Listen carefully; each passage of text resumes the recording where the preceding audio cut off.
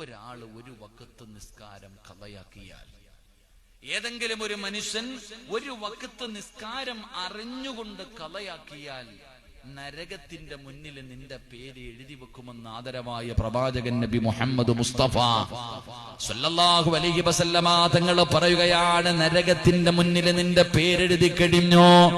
ഇന്നത്തെ ദിവസം നിസ്കരിക്കാത്തവര്, നിസ്കരിക്കാത്ത പെങ്ങള്, എന്തെങ്കിലും കാരണമുണ്ടാകണം, എന്തെങ്കിലും കാരണമുണ്ടാകണം.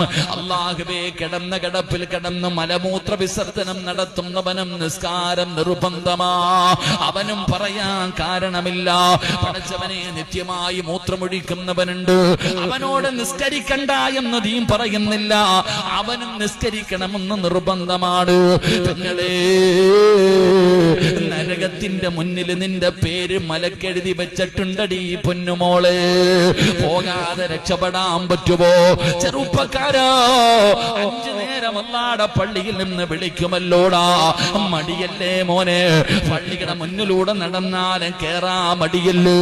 പള്ളിയുടെ മുന്നിൽ കടവച്ചിരിക്കുന്നവനും നിസ്കരിക്കാ മടിയാണ്. പള്ളിയിൽ നിന്ന് നിസ്കാരത്തിന്റെ ശബ്ദം കേൾക്കുന്ന വീട്ടുകാരനും പള്ളിക്കകത്ത് കേറാ മടിയാണ്.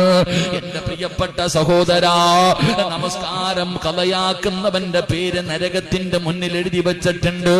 2 മഹാനായ ഉമർ തങ്ങൾ പറയുകയാണ്, ഏതെങ്കിലും ഒരു മനുഷ്യൻ അറിഞ്ഞുകൊണ്ട് ഒരു വഖത്ത് നമസ്കാരം കളയാക്കിയ അവന് കാഫിറാണെന്ന് മഹാനായ സയ്യിദുനാ